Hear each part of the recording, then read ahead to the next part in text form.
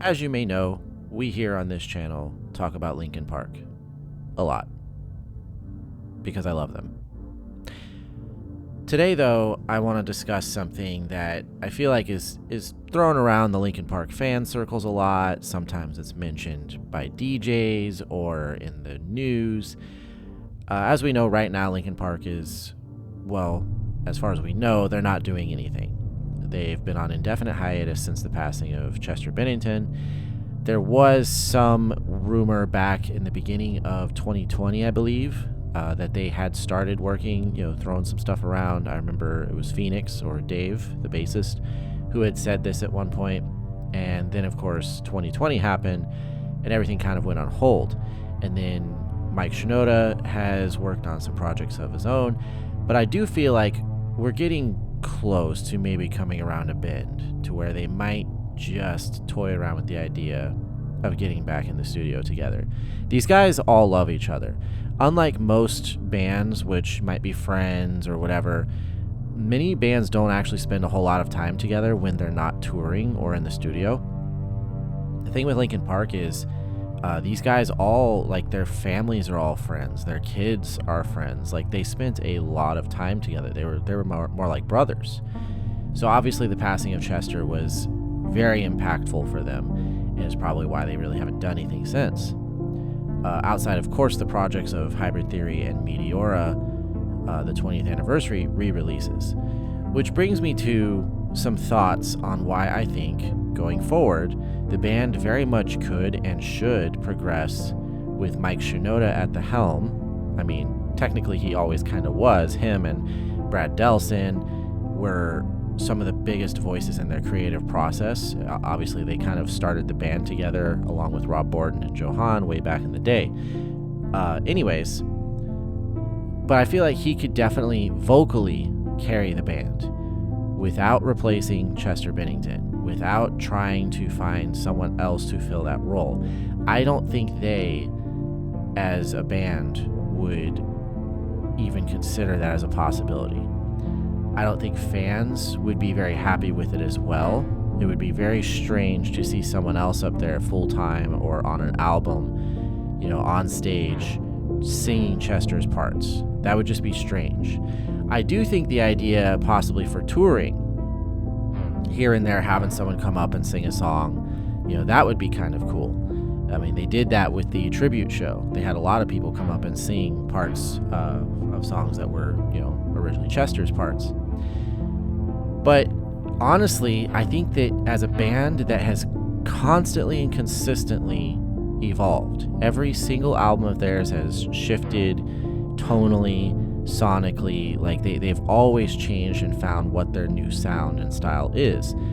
And I think this would just be another obstacle for them, another hurdle that they would definitely be able to roll with Mike leading the way.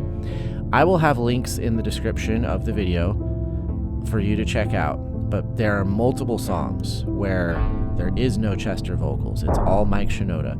There's in fact one song from Minutes to Midnight. It was an unreleased track. It was actually a bonus track on the deluxe edition, if I recall. It's called No Roads Left. And when you watch the behind the scenes for the making of Minutes to Midnight, Chester basically tells Mike, he's like, your vocals are better than mine for this song, so let's go with that. And there's other songs when you listen to the Meteora 20th anniversary, release. Some of the demo tracks on there, they obviously don't, some of them don't have vocals at all. Some of them have incomplete vocals from both Mike or Chester. But there is songs where they're completely carried by Mike. There's one called Massive that will also be linked, where he sings every part of that song, and it is absolutely fantastic. And then if we're talking about songs that obviously Chester typically sings and Mike raps or whatever the case is, some of the songs have completely different lyrics that Mike sings or raps in the demo versions of them. And I think it would actually be really interesting if, for live performances, along with whatever new music they came up with, if basically they just kind of changed the songs. maybe incorporated some of the old lyrics that Mike had originally written for those songs and roll with that as the primary way to perform them. But either way, I think it's very possible that, because you never hear from this band, when you never hear past tense as if they aren't a band anymore. Whenever it's brought up, they're still a band, and I feel like somewhere in their minds they know they're going to come back around and they're going to do Linkin Park again. I think this would be the best way to do that, to make everyone happy and be true to who the band is. There's a phenomenon that I suppose it's probably not new. It's just that I've become more aware of and I find it annoying. But on the internet, people will think that you care because you react to something or because you respond to something. And I wish that, I guess when you're doing any kind of trolling activity or making fun of something or, just being a nuisance in some way, there really is no emotional connection to what's going on. And I don't think people understand that. For instance, I'm on Threads and I see, Taylor Swift, something about Taylor Swift, right? And I have this little video clip that it looks like the 20th Century Fox logo, but it says "No one cares," and it's got the little sound, and it just kind of rotates on the screen, right? You've probably seen it at some point in memes or in videos, something like that. I find it super amusing, and so whenever I see something that I go, who cares about that? That's stupid, whatever. I just like to drop it in there, just cause it's funny. It's fun. I don't care. And I love the people who will come back on that and be like, well, you obviously cared enough to respond. And it's just, you want to tell them how stupid they are, but first of all, you're on Threads. Second, you're trying not to look stupid for your YouTube channel. But third, you just kind of kick back and laugh. You're just like, oh my God, these people think I care. And sometimes the best response to this stuff is literally just to leave it as is. Leave your response there, just let them think you cared, but you don't respond to them, because responding to them legitimizes their complaint. So, it's kind of like on my end, if I engage in any kind of trolling activities, whatever you think of that, I really don't care. If I engage in any kind of trolling activities and somebody responds to it, then I'm like, oh, my job is done. It worked. Somebody noticed. Ha ha. That's about the extent of it, I feel like people are so accustomed to people having emotional attachments to things that occur on the internet, that things upset people when they occur on the internet, that they just assume that's the case for everyone. And it's really not. I feel like I can't be the only person who is using the internet but emotionally disconnected from the internet. It doesn't mean anything to me in most cases, like social media wise. I like to make content, and my channel, my little brand or whatever, that has some meaning to me. It's something creative and fun I get to do and share with people. But when it comes to like social interactions on the internet, I don't think people realize I work a very social job, and I go out, I try to engage with other human beings in real life. And I also had a pretty long period of my life where I didn't use social media at all outside of browsing YouTube. So I've experienced what it's like to, in the current world, be completely disconnected from social media and realize how unimportant it is. And I think that's probably the case with a lot of trolls. Some people might have other things going on, but there are people that will engage in trolling activities. I'm not going to say that they are a troll just because they do trolling. It's different. There is a distinction. I don't consider myself a troll just because occasionally I will troll. But anyways, I just feel like too many people put too much weight into things that are said on the internet and interactions they have on the internet.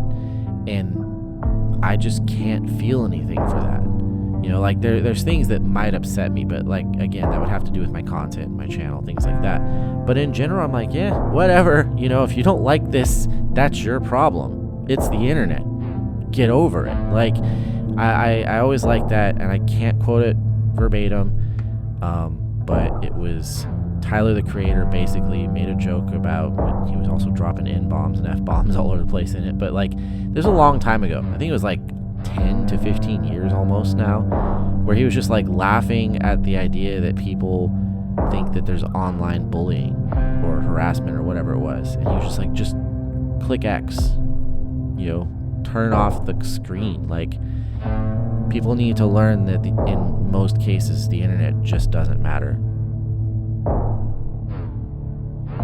Typically, I don't speak about my personal life in a lot of detail online, but I just found this to be an interesting subject because of the reactions I get to it, and I wanted to discuss that. I don't date anymore. And I was listening to some female coworkers.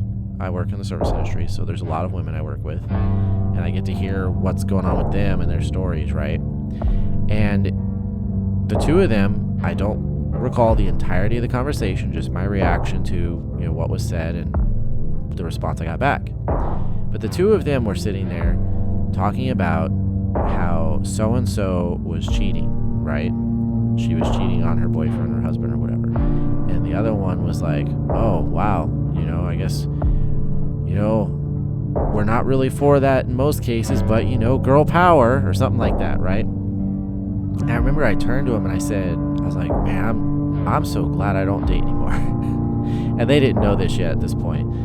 But the one girl was like, well, what do you mean? And I'm like, I'm sitting here listening to two female coworkers talking about someone else they know who's cheating on their boyfriend or their husband. And while they're not directly telling her this, they are essentially showing support for this behavior, this activity.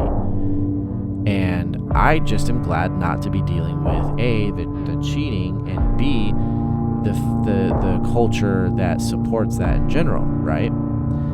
And so the one girl who stuck around and was talking to me, she was like, so what do you mean you don't date anymore? I'm like, I just don't date anymore. I got out of a long-term relationship about a year ago.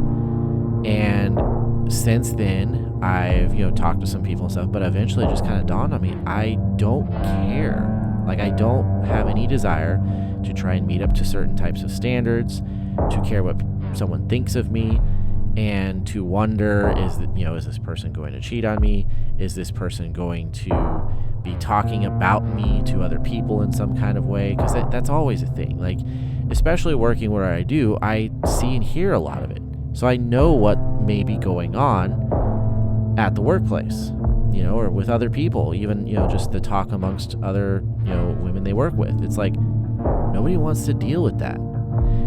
And honestly, in just so many other ways, I just don't have the energy for it and the resources for it anymore. It's expensive, it's time consuming, it's very frustrating, and just dealing with all the other drama that can possibly go along with it, and potentiality of being canceled or whatever other things that could go on, accusations and such. It just kind of gets to a point where like, I'm good. I'm just kind of good, right? So very briefly, I explained that to her, and she goes, so do you just not like women? I'm like, no, I mean, most of the people I work with are women, and I really like most of them. I love the staff I work with. I love these people, and typically in person, my interactions with people are very cordial, and I'm a social person. I like to engage with other human beings. I just don't care about trying to date them. And then the other reaction she had was basically like, well, are you gay? I'm like, no, I'm definitely not. But it's just weird that people take that reaction to it, especially when it comes from a man.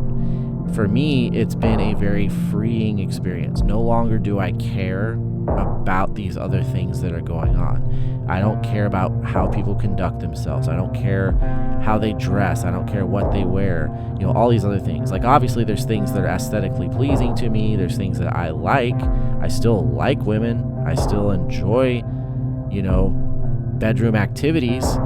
I just have no desire to chase after them or chase after, anything that becomes more, because that more is basically just drama, time, frustration, and money. So that's where I'm at on it. It's not this big complicated deal. I'm not bitter at anybody. I'm not angry. It's nothing like that. It's literally just you kind of get to a point where you're, you you're free. You feel safe and secure in yourself and doing your own thing. I just find it interesting that's the reaction, because there's so many times where you'll hear a woman say the same thing. Oh, I don't date anymore. I don't want to deal with this, and that. And they're like, oh yeah, I totally get it. And you're like, that's okay. I feel like, we always want to embrace all these different things when it comes to relationships and dating and all that stuff. But, sometimes a guy's just got to say, I'm done. Thanks again for checking out Weekly Takes. If you enjoyed this mini-cast, please subscribe to the channel for more. Check out the playlist for past episodes. Leave a like, and if you have anything to say, any feedback, definitely leave a comment, and we'll see you next week.